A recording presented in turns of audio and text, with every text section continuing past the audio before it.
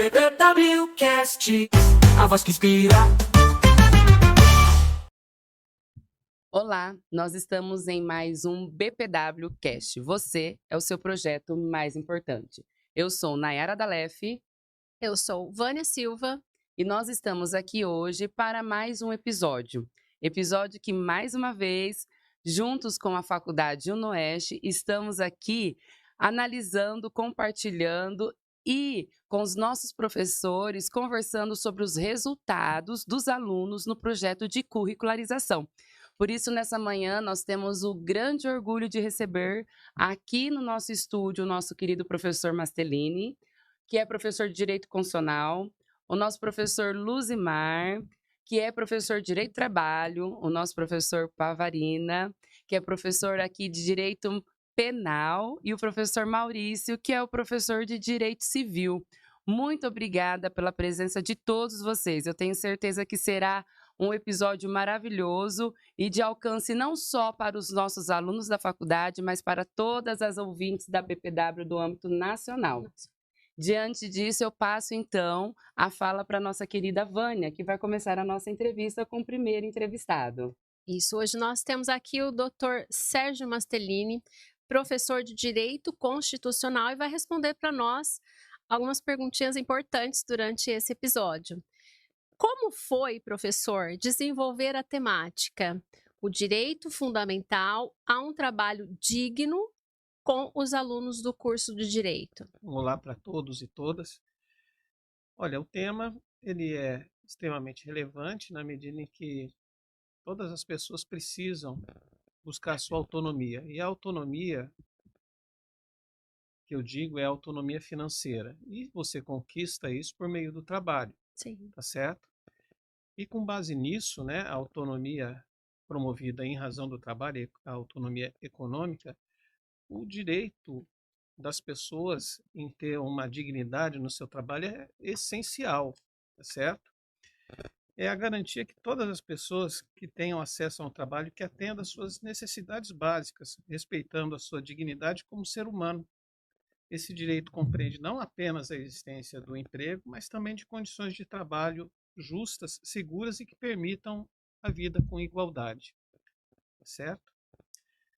O direito do trabalho digno é um direito fundamental, como eu já disse para vocês, previsto em diversos instrumentos internacionais e nacionais, e aqui eu aponto, né, o artigo 23 da Declaração Universal dos Direitos do Homem, que estabelece que toda pessoa tem direito ao trabalho, à livre escolha do trabalho, a condições equitativas e satisfatórias de trabalho e a proteção contra o desemprego.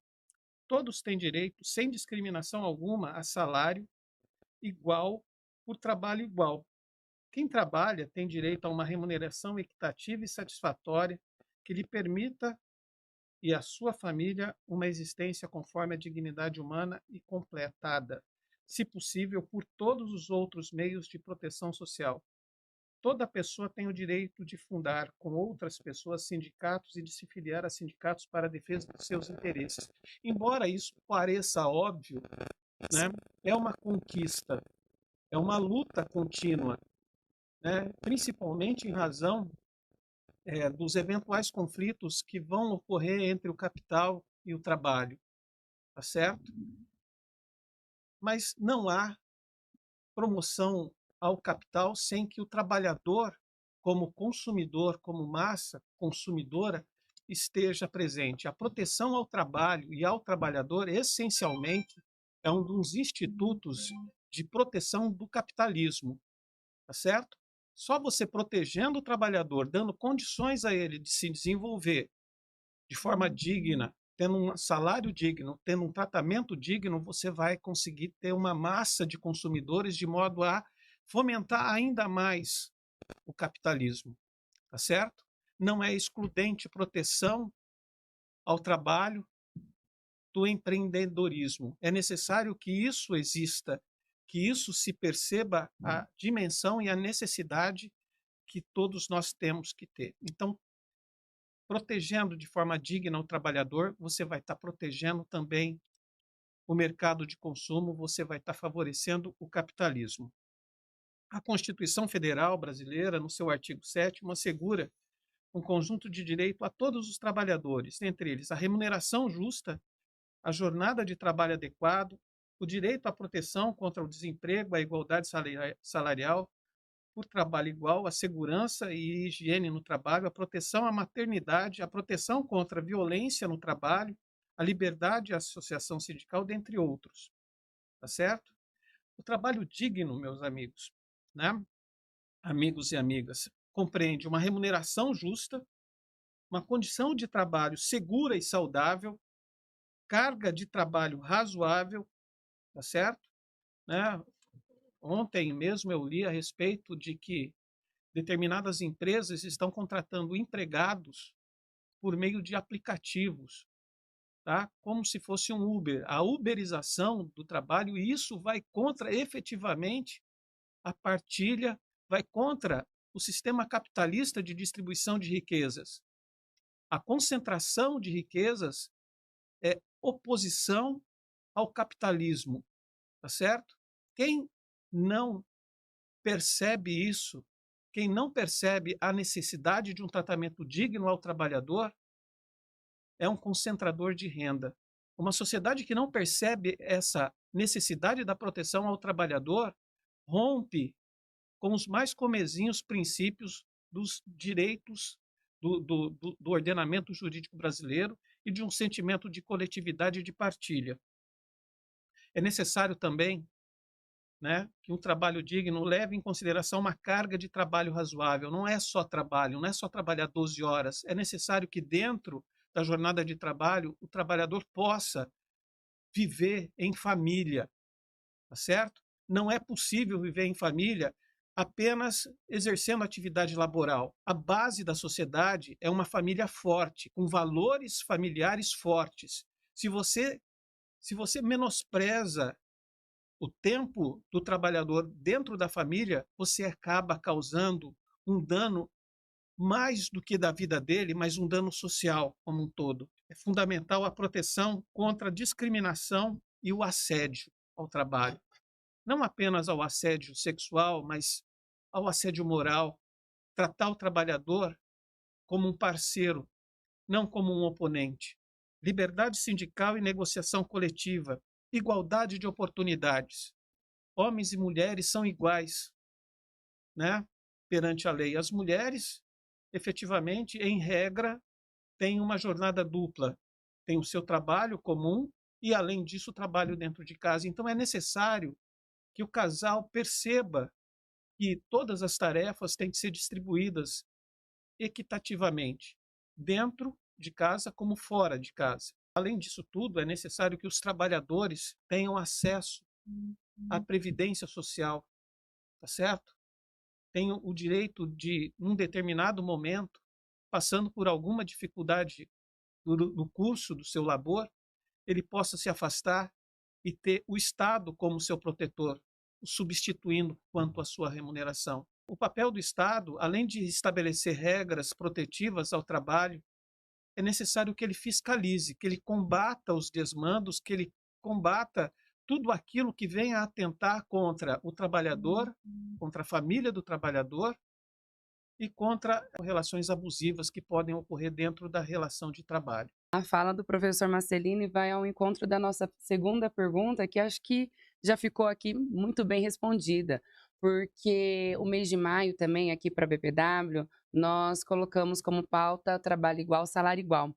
E quando o senhor colocou para nós sobre a mulher e a questão de dividir as tarefas, era justamente a nossa próxima pergunta. Sim. No projeto de curricularização, foi em algum momento desenvolvido ou alguém apontou a questão da Agenda 2030 e o objetivo 5º, que é a igualdade de gênero, e dentro do objetivo 5º, como que os alunos colocaram, ou como foi colocado isso em sala de aula, quando o tema volta para a mulher? O que o senhor tem só para complementar, Sim. porque a sua fala já foi muito rica nesse aspecto.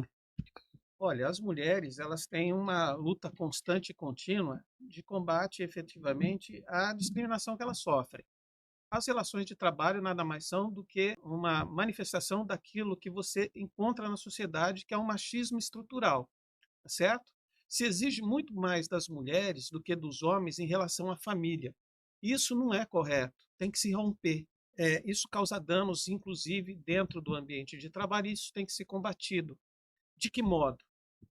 Efetivamente, são as políticas afirmativas. Estabelecer um número mínimo de mulheres, não apenas no exercício da atividade laborativa, mas também em cargos de chefia. Isso tem que passar a ser uma agenda positiva, entenderam? Tem que se estabelecer reserva efetivamente de vagas em postos de comando, não apenas dentro do serviço público, mas essencialmente dentro das entidades privadas, das empresas privadas. Isso tem que ser cobrado das empresas, isso faz parte da função social da empresa. Qual é a função social da empresa? A diminuição ou o fim das discriminações que não têm cabimento, como é o que as mulheres sofrem em razão do machismo estrutural. Maravilhosa a sua colocação, professor. E aí eu já continuo alguma consideração, Vânia? Uma questão importante que em outro podcast que nós gravamos sobre trabalho igual, salário igual, nós tivemos um empresário da indústria, uma economista e uma advogada trabalhando o tema. Eu fiz uma interligação entre as áreas e nós colocamos algumas questões bastante importantes nessa questão de considerar a mulher igual ao homem em todos os sentidos, digamos assim, de direitos trabalhistas.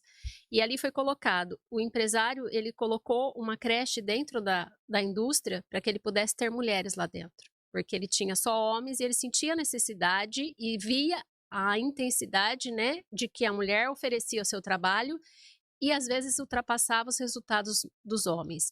Então ele começou a trazer mulheres e aí ele esbarrou na lei, onde ele não poderia ter uma creche dentro da indústria. E isso dificultou bastante. E ele via que o crescimento delas acontecia ao nível em que elas sentiam a segurança da rede de apoio e ter os filhos próximos. Então, assim, o que nós podemos fazer em relação a isso, né, mediante a tudo que a gente vive? Tem alguma alternativa para a gente trabalhar essa questão ou ainda é algo obscuro? E isso não só para o professor Mastelini, Luzimar, se qualquer um quiser pode puxar, responder. professor Pavarina, professor Maurício, o que vocês pensam a respeito dessa temática, desse tema? Bom, eu falo depois. É o seguinte, a gente enfrenta os problemas ouvindo quem passa pelos problemas. Então é fundamental que a mulher seja ouvida. E isso acontece justamente porque ela não é ouvida da forma como deveria ser, justamente pela subrepresentação que ela tem dentro da sociedade brasileira. Tá certo? Quantas deputadas, quantas vereadoras, quantas prefeitas nós temos no Estado criando, estabelecendo leis? O machismo estrutural ele se reflete justamente nisso. As posições de poder não são ocupadas por mulheres e quem acaba falando em nome das mulheres são homens que não vivem os problemas que as mulheres vivem. Entenderam? Então é fundamental se perceber isso e estabelecer, o Estado estabelecer as tais políticas afirmativas, ou seja, políticas inclusivas obrigatórias, para que elas sejam ouvidas. Quem é a melhor formuladora de política pública para a mulher é a mulher. É isso Isso é mesmo. importante. Eu passo a palavra para os colegas aqui. Caso quiser posicionar, senão a gente já manda a segunda fase aqui do nosso podcast com o professor Maurício, mas pode ficar à vontade. Luzi? Não, eu concordo com o que o professor Marcelino salienta, essa questão de representatividade feminina no Congresso, porque evidentemente achar que a bancada masculina, achar que um deputado vai conhecer realmente, de fato, a realidade, a efetiva realidade de uma mulher no meio de trabalho, não é correto. Mas eu vejo, pelo menos na fala que você disse do entrevistado, que ele demonstrou uma preocupação, não é? Sim, ele teve uma Ele solidariedade, demonstrou uma né? preocupação, no mínimo, assim, que é necessário a gente compreender. Porque também, depois eu vou falar do que a gente tratou, há situações de extrema exploração, de extrema gravidade também dentro desse ambiente corporativo. Então, quando um industrial, quando alguém que detém um cargo de chefia, no comando, numa atividade empresarial, demonstra esse tipo de preocupação, se bem que também ele pode estar sendo motivado por uma questão econômica, né? Ele percebeu que ali tem uma produção que deve ser respaldada. A mão de obra feminina também é super qualificada, super produtiva, não tem nenhum problema da gente compreender dessa forma. Olha, eu preciso receber trabalhadoras porque produzem bem, produzem bastante e me dão um resultado positivo, Que né? bacana, obrigada, professor, pela colocação. E aí, dando nossa continuidade, o nosso querido professor Maurício. Professor, o senhor tratou aí no seu projeto de curricularização sobre a pejotização e a função do contrato e a dignidade da pessoa humana, prenúncio da escravidão. Diga para nós um pouco mais sobre esse projeto, o que foi colhido, o que os alunos apontaram, o que seria esse prenúncio à escravidão? Nesse projeto, a gente pretendia cumprir as regras de curricularização conforme foi imposto, salvo engano, por legislação em 2018 para 2019. Com isso, a gente tinha que fazer algo para chegar até a sociedade. E chegar até a sociedade dentro de uma sala de aula não é uma coisa muito simples e muito fácil. A gente, todo semestre, fica imaginando formas de chegar até a sociedade. Uma das formas, nós estamos aqui, né, no podcast. Que bom, que maravilha. Eu achei muito boa ideia. E eu precisava, dentro da minha matéria, Direito Civil e Contratos, eu precisava estabelecer um assunto para que os alunos pudessem estudar e isso pudesse ser levado até a sociedade. Então, esse é o meu objetivo aqui hoje, trazer para vocês o que os alunos viram, como eles viram, né? É óbvio que num podcast não vai dar para eu trazer exatamente tudo que eles trouxeram até mim. Mas isso, eu preciso contextualizar uma coisa para que sirva como base para todos que estão vendo. Eu tenho até um pouco de medo por causa de vocabulário técnico. Imagina, aqui somos todos iguais, fique tranquilo, professor. Espero que isso não atrapalhe a compreensão aí dos ouvintes.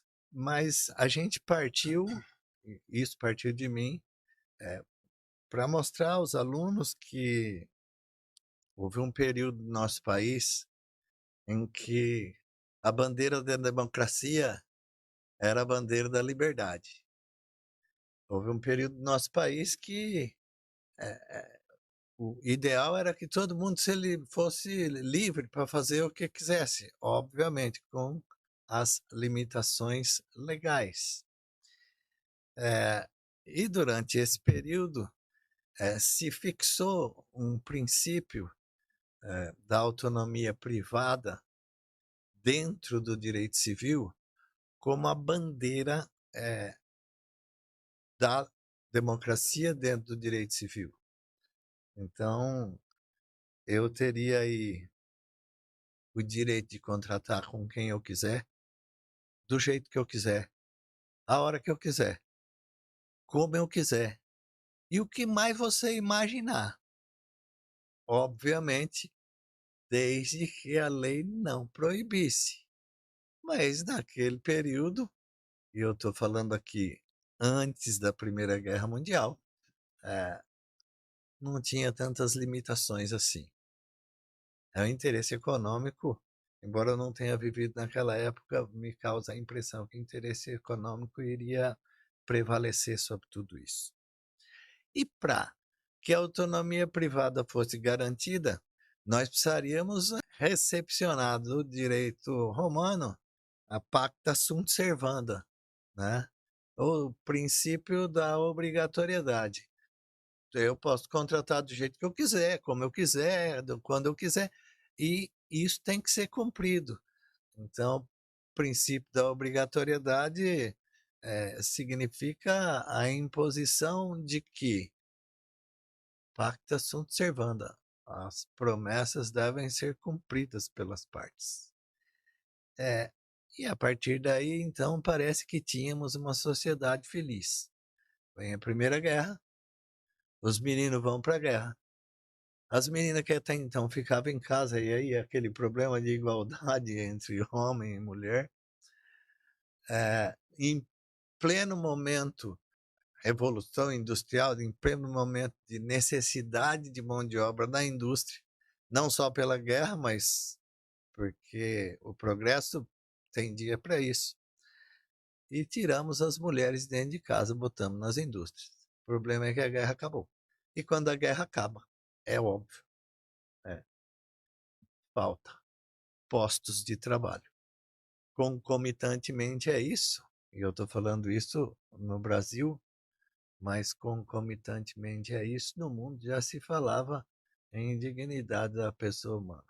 Aliás, o francês falou sobre isso em 1215 e botam o marco dos direitos humanos em 1789 na Na Revolução Francesa. Mas em 1215 o francês já reclamava de dignidade frente ao Estado, né? O professor Carlos Alberto Gersi ainda diz, porque eu tenho os direitos de primeira geração, de segunda geração, de terceira geração, e o direito trabalhista é um desses. Por que eu estou dizendo isso?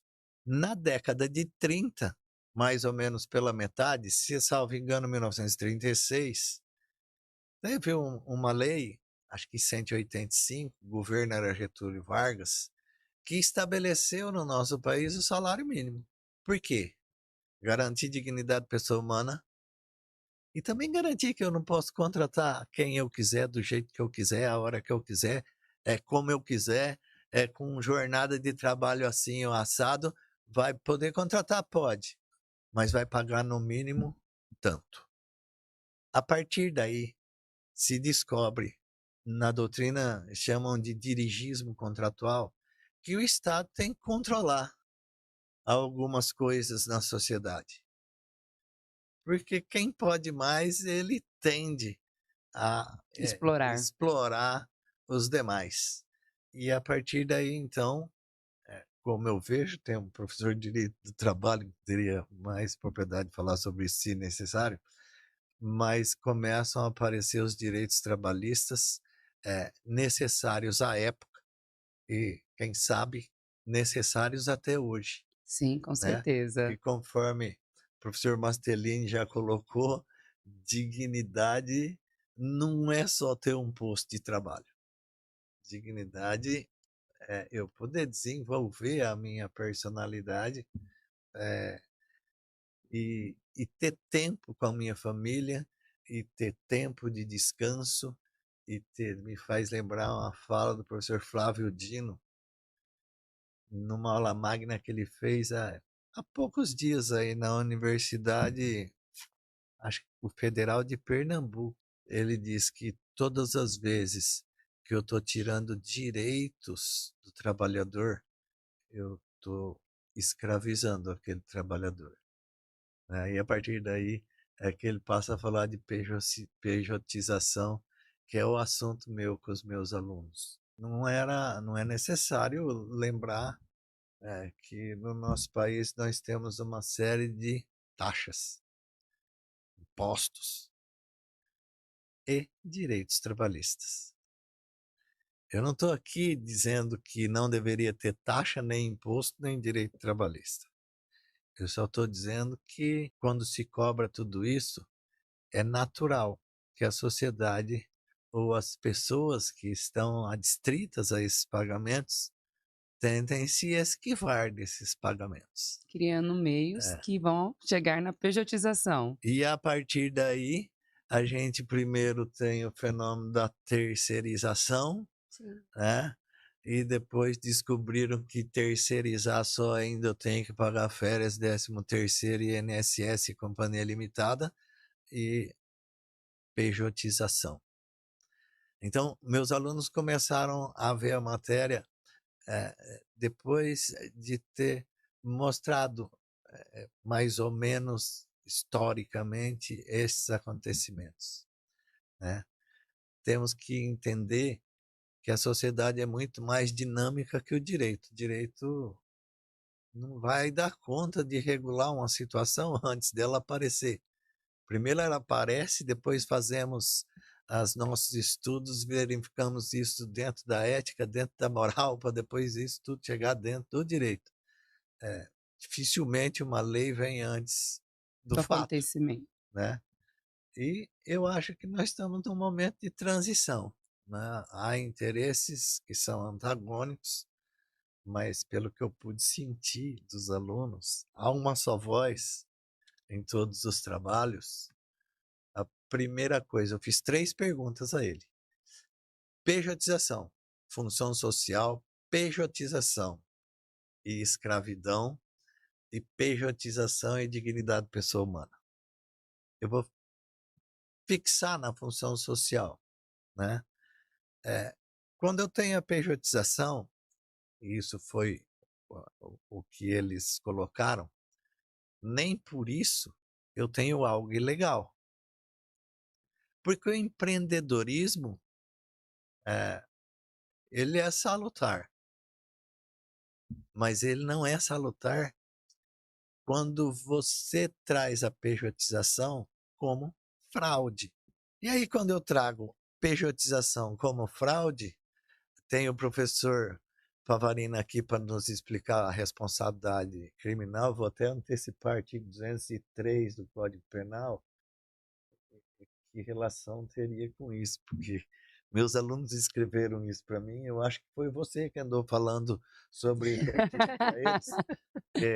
E eu não estou conseguindo fazer juízo do artigo que trata da escravidão aí, ou análogo à escravidão, e também desse artigo 203 do Código Penal.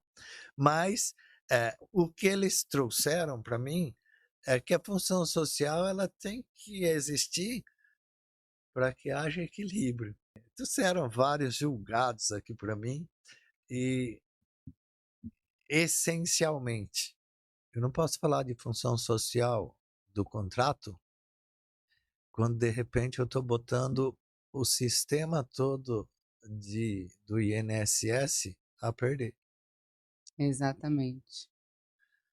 A gente vê, pelas decisões que eles trouxeram, pesquisa que eles fizeram, parabéns ao professor de Direito do Trabalho, que o TST tem simplesmente pego todas as reclamações, e não são poucas, botaram até número para mim, sobre pejotização, reclamando vínculo de emprego.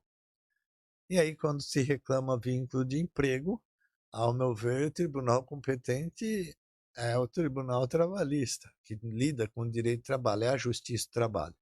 Mas o STF parece que avocou esse assunto e tem uma ação paradinha lá, no que pese aquela ação está discutindo inicialmente o ônus da prova. Me parece que a gente está aguardando manifestação do Supremo para verificar se a pejotização é algo lícito ou ilícito. Na verdade, a conversa não é bem essa. A pejotização é lícito. O que ela não pode ser é ilícita, fraudulenta, né? Então, todas as vezes que se encontra os requisitos para a caracterização do vínculo trabalhista, eu estou falando de uma pejotização ilícita. E, nesse sentido, ela ofende a função social, uma vez que tira do trabalhador a dignidade, como trouxe já o professor, né? Ele te retira férias, 13º, descanso semanal, quantidade de horas trabalhadas diariamente. Flávio Dino, nessa aula magna, ele fala assim: não estamos num mundo que o cidadão está decidindo se ele vai trabalhar no domingo de manhã, à tarde e à noite, ou se ele pode trabalhar no domingo só de manhã e à tarde, né? Então, está na hora disso ser discutido, está na hora disso ser revisto.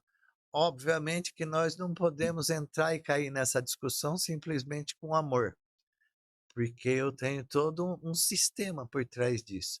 Eu tenho um sistema de arrecadação de impostos, eu tenho um sistema que defende o trabalhador, eu tenho um sistema dos aposentados, e eu não posso ter que pagar contribuição ao INSS a vida toda E o tempo todo eu tá com medo de quando eu tiver velhinho Não ter não condições perceber ou não de manter o aquele mínimo. O mínimo. eu sei que eu estou me estendendo demais, Mas né, nós estamos mas adorando a sua fala, mas professor. eu vou segurar por aqui e se eu puder depois eu volto com esses julgamentos mostrando o que os alunos escreveram, Tá tá. certo. Muito obrigado, professor, muito bem colocado. Eu passo a palavra aqui para nossa querida Vânia, que agora vai entrevistar nosso professor Luzimar.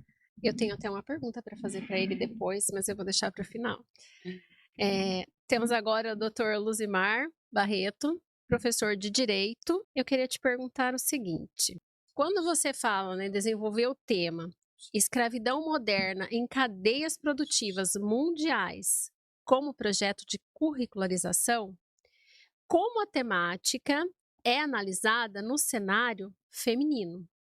Em questão aumento de índices, né? Exatamente, pode até começar no geral, mas no resultado final dos alunos, eles pontuaram alguma coisa no aspecto, né, na questão do âmbito feminino, seja ali como for interpretado ali.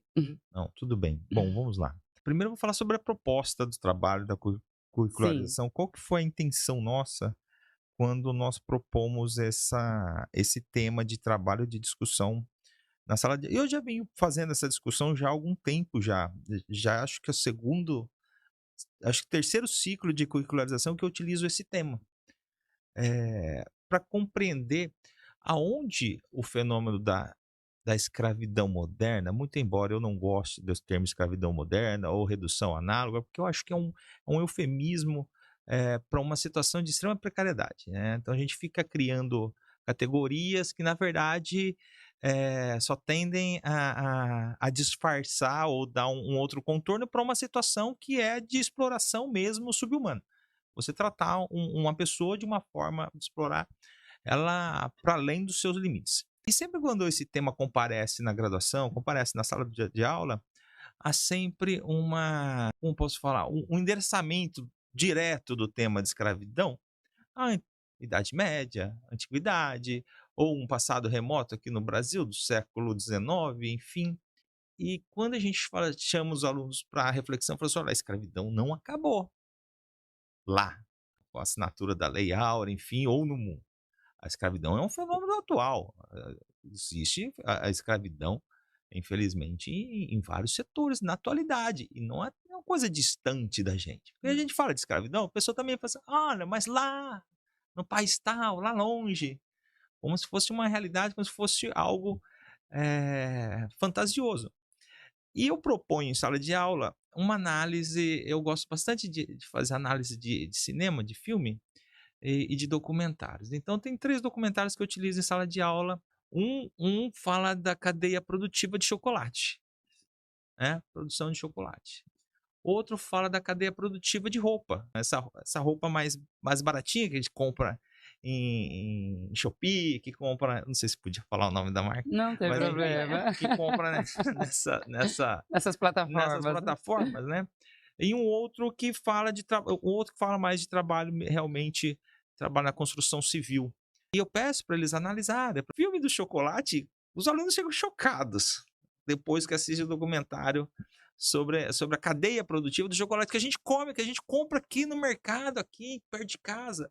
E a gente acha que é uma coisa... Impactante. né?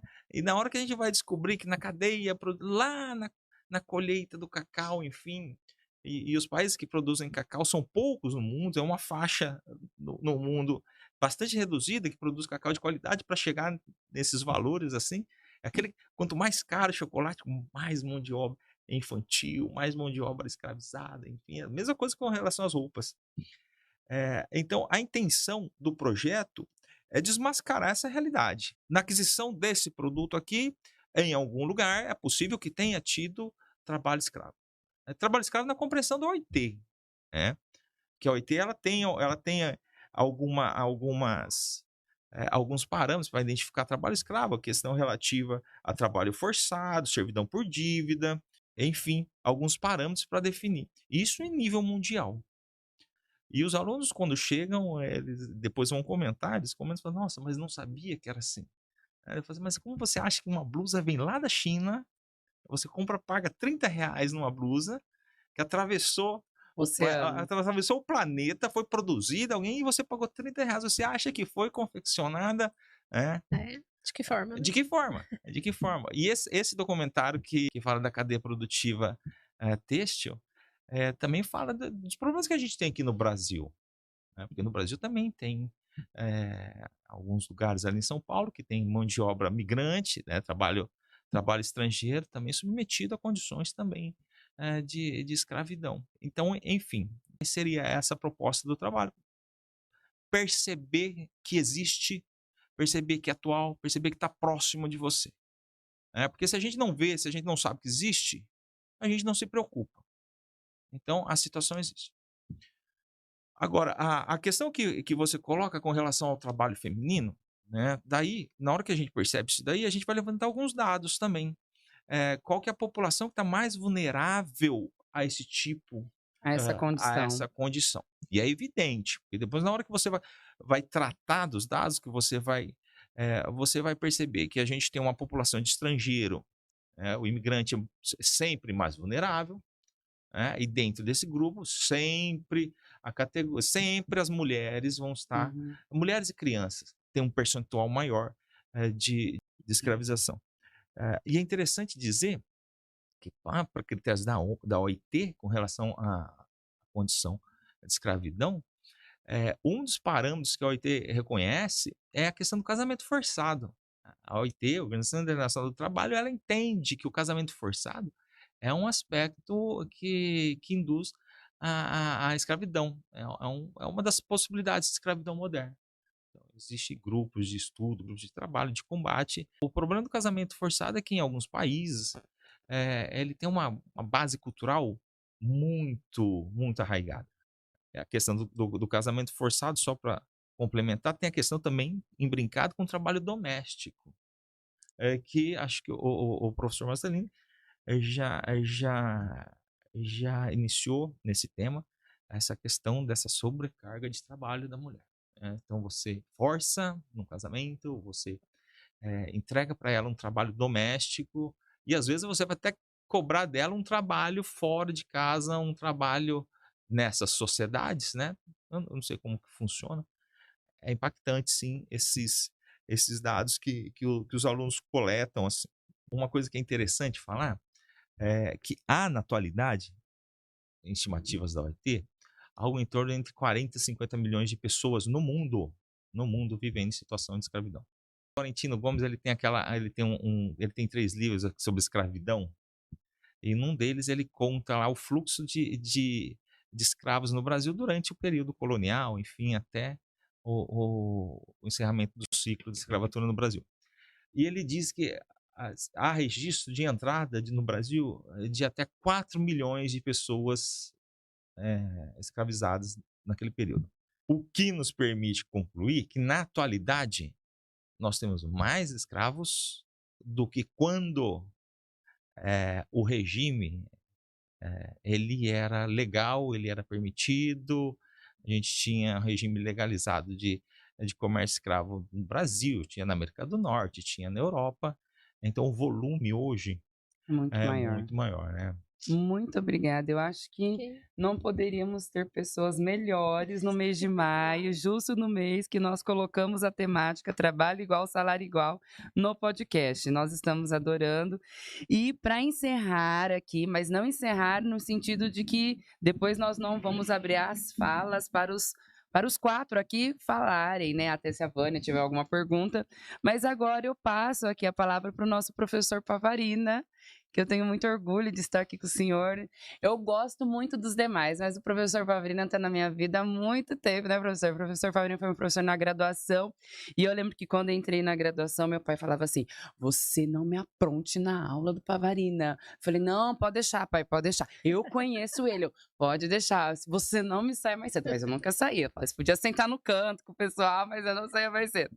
Então, assim, o professor Pavarina, ele está na minha vida muito antes de todos que estão aqui, e ele tinha uma ligação muito forte com uma pessoa que eu amo muito, embora não está mais entre nós. Então, por isso que eu me sinto muito alegre estar aqui realizando aqui poucas perguntas, mas ter aqui o senhor no nosso podcast, professor. Sabe que o senhor é muito querido por todos da minha família, viu? E para encerrar, então, aqui como entrevistado, mas não as falas, o nosso querido professor Pavarina, que é professor de Direito Penal, ele vai falar para nós sobre o crime de redução à condição análoga à escravidão. E nessa abordagem, professor, o que os alunos levantaram no projeto de curricularização quando colocar a temática escravidão e mulher? O que o senhor tem para falar? Olá a todos. Saudades do baixinho, né? Que era seu tio, do seu pai, que no campo de futebol exaltava, torcendo e tal. Exatamente. Nós fomos criados mais ou menos na mesma época, convivemos, né? E fico feliz da sua trajetória. Você, como você disse, foi minha aluna na graduação lá atrás, e hoje você é doutora, colega de docência na UnoOeste, e está presidindo esses trabalhos junto com a sua colega, né? O que demonstra que, desde logo, aquilo que está sendo discutido da oportunidade da mulher se inserir no mercado de trabalho. Hoje vocês comandam, nós que somos entrevistados, né? O papel da mulher é fundamental, portanto, né? E ideias surgem de todos os lugares. Vinha fazendo a curricularização junto com o professor Mastelini. Já tínhamos discutido com os alunos na faculdade crime de aborto, o direito de ter uma morte digna, e nesse bate-papo a gente até pensou na ideia de discussão de outros assuntos, e foi levado então para os alunos a possibilidade de discutir sobre trabalho escravo. E por que disso? Porque nós imaginamos que haveria a possibilidade de agregar tanto o professor Luzimar, que fala lá, é professor da disciplina Direito do Trabalho, quanto o professor Maurício, que trata da parte contratual. Então, conseguimos e ajustamos dentro da sua ideia de fazer o podcast para tratar disso, e com um enfoque até do trabalho escravo em relação à mulher. Só para pontuar aquilo que o professor Maurício havia dito dentro da pejotização social, ele disse que foi obra minha de ter passado para os alunos, mas ele está equivocado. Os nossos alunos são contemporâneos, né? E enquanto você está lecionando, ele está pesquisando o que você está falando com o acesso que a gente tem hoje na internet, né? E como ele falou que a pejotização era uma fraude, os alunos pesquisaram e foram lá num conteúdo que não é da minha disciplina. Aliás, ele é da minha disciplina, mas não é meu dentro do quarto termo, quando a gente tem a curricularização. E fala exatamente dos crimes contra a organização do trabalho. E o 203 que ele citou trata exatamente da frustração de direito assegurado pela lei trabalhista. E lá fala que é frustrar mediante fraude, daí é que o aluno foi buscar, ou violência, direito assegurado pela legislação trabalhista, né? Direito aqui que me parece ser aquilo que o doutor Mastelini começou com a fala, né? De ter dignidade no trabalho. Pois bem, onde é que o direito penal entra nisso e como é que a mulher é posicionada? Você, que foi minha aluna do direito penal, sabe que direito penal é da intervenção mínima, né? Saudadinho E de ele tem reserva. um outro princípio que o orienta, que é o da fragmentariedade. Ou seja, não é qualquer conduta ilícita que interessa ao direito penal. São apenas aquelas que têm uma lesividade exacerbada e que merece a preocupação por conta da paz social, ou de manter a estrutura social funcionando conforme as regras do ordenamento jurídico. Então, vai daí que o direito penal se preocupa também com a liberdade individual. O nosso público me parece ser do pessoal voltado para a área jurídica, mas como o Maurício destacou, nós precisamos também estender isso, porque eu sempre digo que faz parte da instituição de ensino levar o conhecimento, mas ele também tem uma parte que é da extensão, né? Ensino, pesquisa, extensão. E nós trabalhamos nesse aspecto da extensão dentro da curricularização. Achar o que é importante dentro do ordenamento jurídico para que ele chegue na sociedade para discussão. Aliás, como se tem colocado com muita clareza, o direito só tem sentido se ele atender a população, né? Exatamente. Senão ele não é direito, né? E por isso que nós estamos aqui, em vários aspectos, ponderando isso. Ou seja, a ideia, então, foi colocada para que os alunos pudessem refletir a tutela constitucional da dignidade do trabalho, a possibilidade que o professor de Direito Civil iria lhes passar de que havia uma relação contratual e se ela tem que obedecer algum limite imposto pelo Estado ou assegurar algum direito imposto pelo Estado, e o que era objeto da disciplina do professor Luzimar é como é que isso está colocado. E a pergunta que você até fez, né? Em relação à situação de creches, como é que se estrutura para que a mulher possa, já que ela é mão de obra fundamental, como é que ela tenha condições efetivas de trabalhar. E o legislador penal tem uma preocupação aqui, e até é bom destacar que até 2003 nós tínhamos um tipo penal que era de ação livre, ou seja, não havia uma forma vinculada de conduta que é hoje a estrutura do tipo penal.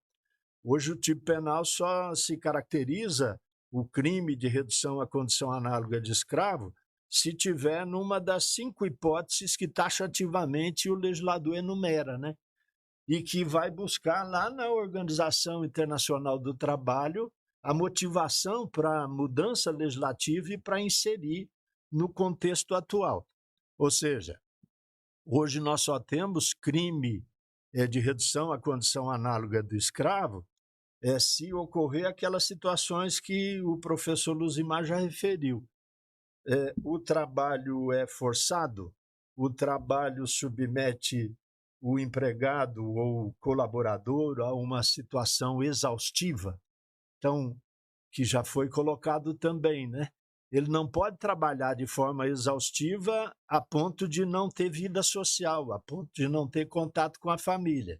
Então, essa conduta prolongada por um tempo juridicamente relevante que submete o empregado ao empregador, ela vai constituir uma situação semelhante, análoga à da escravidão. E não basta que ele também tenha essa condição de trabalho forçado ou exaustivo. É necessário que ele tenha condições de trabalhar. E toda vez que esta condição de trabalho for degradante, por exemplo, ele não tem hospedagem adequada, ele não tem alimentação adequada, ele não tem condições de transporte adequado. Isso também é degradante, também está elencado e constitui lá, portanto, uma das formas de conduta do trabalho assemelhado à escravidão. E aquilo que é muito comum, não sei se na área urbana ele ocorre com tanta frequência, mas na área rural é muito comum. O sujeito chega para trabalhar, contratado, e ele é colocado, portanto, nesses alojamentos que são indignos, e para ele poder comer uma bolacha, fumar o cigarro dele, ele compra no armazém que o próprio empregador montou e ele já se endivida. As 3 hipóteses, então, né? O trabalho forçado ou exaustivo, a falta de condições dignas para o trabalho, o endividamento. E aí ele coloca lá um parágrafo ainda estendendo isso, dizendo: o sujeito também pode cometer trabalho escravo na medida em que o retém no local de trabalho, impossibilita ele de sair de lá.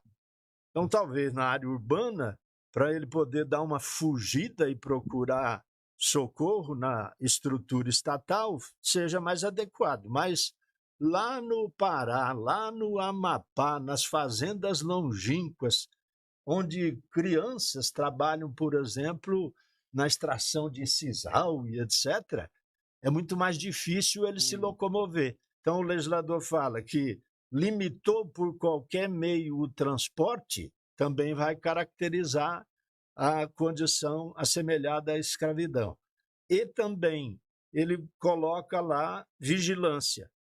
E ele toma os documentos ou os pertences da pessoa. São as 5 hipóteses, né? Essa vigilância normalmente é armada, né? E ela é exercida com violência. E o legislador fala que se dessa violência resultar lesão corporal, vai haver concurso de crimes, tanto pelo trabalho escravo quanto pelo crime de lesão corporal. E há uma preocupação do legislador também, dentro da fala do Luzimar. É muito frequente essa exploração com crianças ou adolescentes.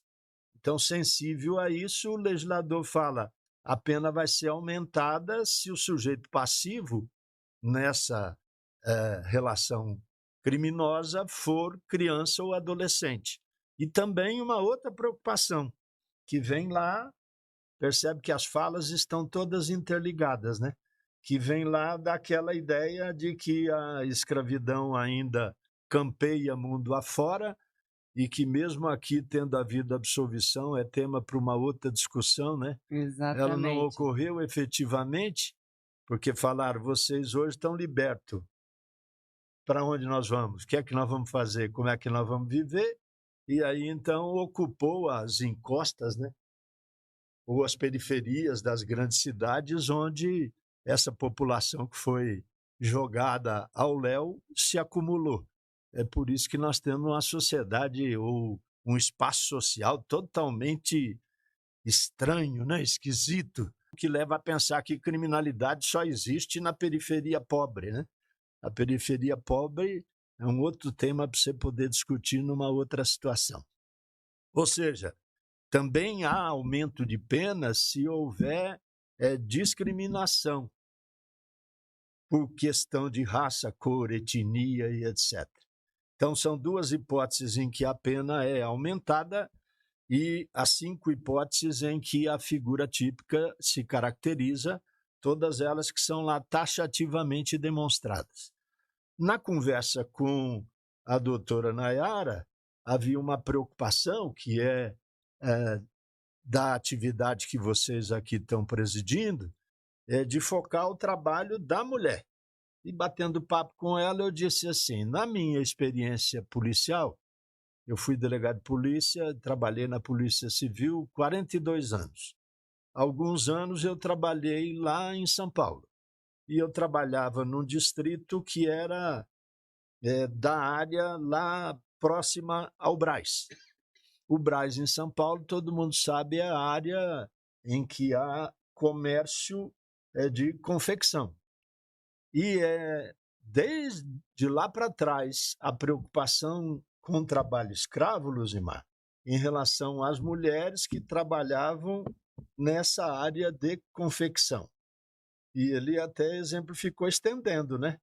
Quando você vai presentear a pessoa querida e você leva chocolate, porque todo mundo gosta de chocolate, né?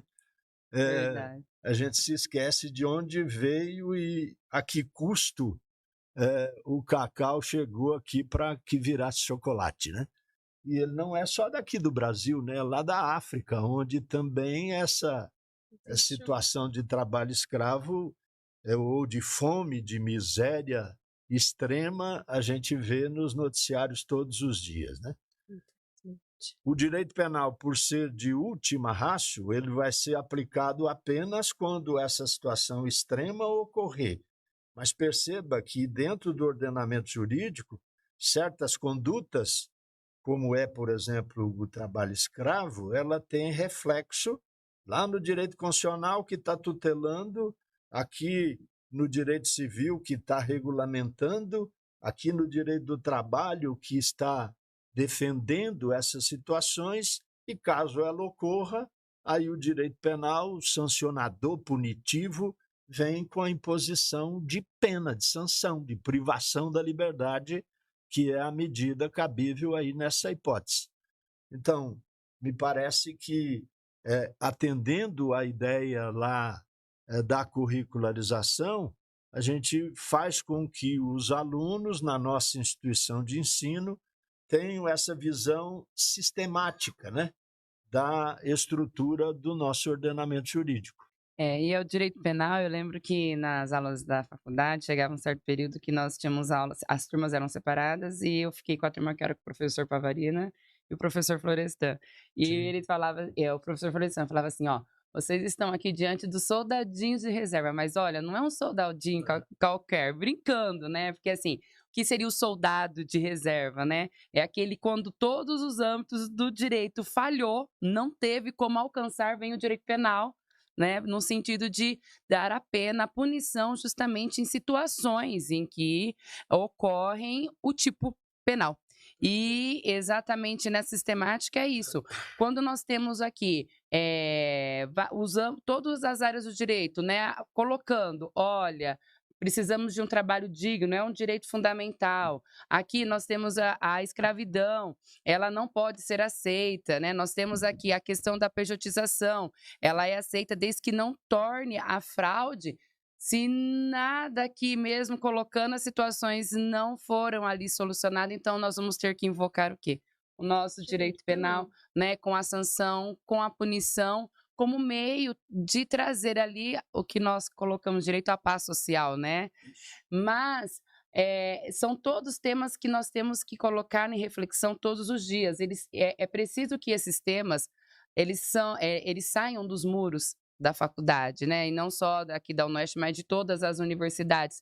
Porque colocar aqui, eu acho que nesse mês de maio nós fechamos com chave de ouro, né, Com Vânia? certeza. Colocar aqui o mês do trabalho igual, salário igual, e trazer temática que também é do mês de maio, que é a questão da escravidão, eu acho que coloca aqui para todos a necessidade de não só reflexão do tema, mas a importância dele ser colocado aqui, não só em podcast, não só na faculdade, não só em todos os momentos, né, da vida das pessoas, para que todas as situações que possam ali atingir, afrontar os direitos das mulheres, que possam afastar a nossa concretização do objetivo 5º da agenda da ONU, que é o que nós aqui colocamos como pauta, que é a igualdade de gênero, que eles sejam levados às autoridades policiais, à autoridade pública no aspecto geral, para que nós possamos aí buscar, quem sabe, então, a nossa paz social, pelo menos no que diz respeito à nossa temática, que é a igualdade de gênero.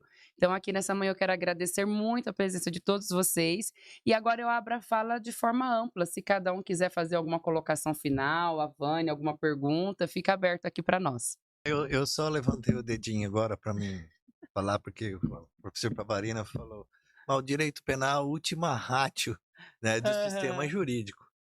Tem que ser, né? Como dizia Maurício Antônio Ribeiro Lopes, que foi seu professor também, direito penal é pena, pena é horror, que seja o menor horror possível.